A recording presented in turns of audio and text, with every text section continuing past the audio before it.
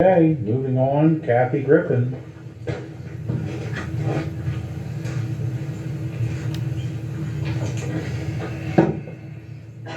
Kathy Griffin, taxpayer. Again, repeat and repeat.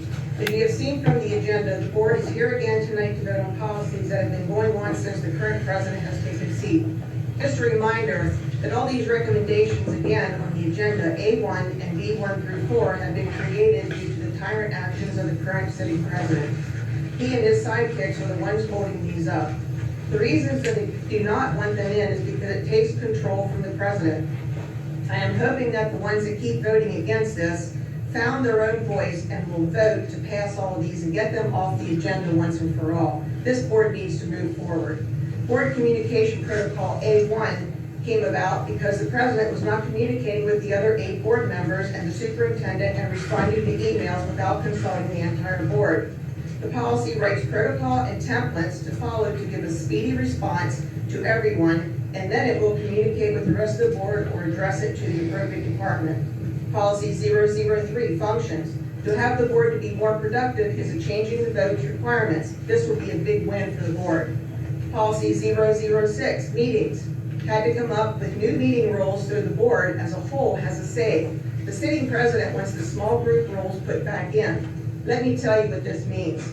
The president himself appoints committees. The board as a whole has no say.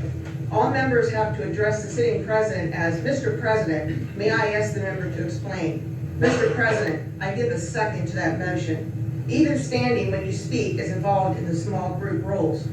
Showing a raise a hand when voting and not addressing each board member name with a vote. Since the meetings are audio recorded, the public will not know how each member voted that night because they cannot hear a raised hand. Only transparency. Remember why you voted these members in. Taking the small group rules out means the board can work as a whole and not be run by a tyrant president with a dictatorship agenda. Policy 012, solicitor contact. This came about after the sitting president wasted taxpayers' money on his own personal legal issues and would not disclose to the complete board as a whole the discussions herein. He stated that he had attorney-client privileges, to which he does not. No board member has that right. All these policies are to help the communication of all the board members and take the individual time and control from the sitting president and any further president or board member. So these were all written because of the sitting president, when there were no issues in the past years that I'm aware of. As you have all seen, there are a few followers that were elected on this board that had an agenda set by one board member to take total control of the board and the superintendent. These policies take that control away and the board can work as a whole body of 9. I would also like to address some rumors that are flying around from the sitting president. He has been soliciting the community to send letters and emails to the school board and the school in reference to defense for him being removed from this board. After the past few weeks, I had several people contact me in reference to the sitting president's conversations with them. 3 of them I didn't even know. They explained the conversations, and the sitting president is telling these people false truths about myself and some of the other board members. The sitting president now has another problem. It's called slander. Since I did not know these people and my name was used, they contacted me to get the truth, to which I told them the truth. Another issue is I am not a residing resident or a taxpayer. I just want to clear up the rumor that I have been in business for 45 plus years and an owner of different properties for 17 of them. I've owned property in Littlestown district on and off in all those 17 years. So I have been a major taxpayer. And still show that I am on tax record, but I purchased additional property to appease a few people.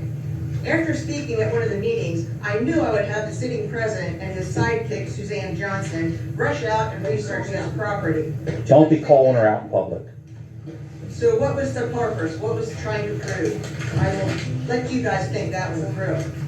Some of you are believing these false truths. If anyone has any questions for myself or others, stop believing and repeating what you hear, especially from the current sitting president. Just ask, and I will tell and show the truth of why this president is a liability to this board, to which he has already shown in many ways already. The sitting president is still using personal cameras and videotaping the audience, myself, and the children that are minors that are in this audience without disclosing it. but as the audience cannot videotape them back. Again, still a major legal issue, and a board is allowing him to do so.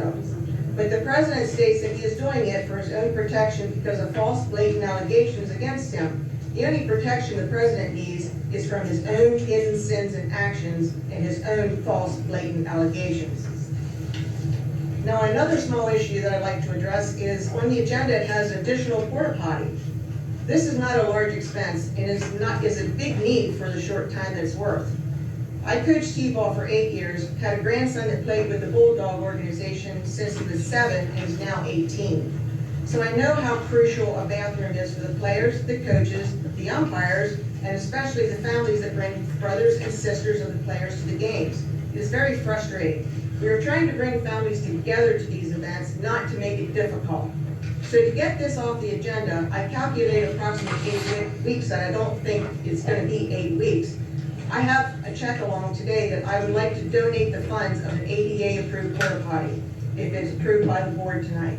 So let's get these issues off the agenda for the better of the school, the board, and the community. Let this board move forward with the children and their education. Thank you.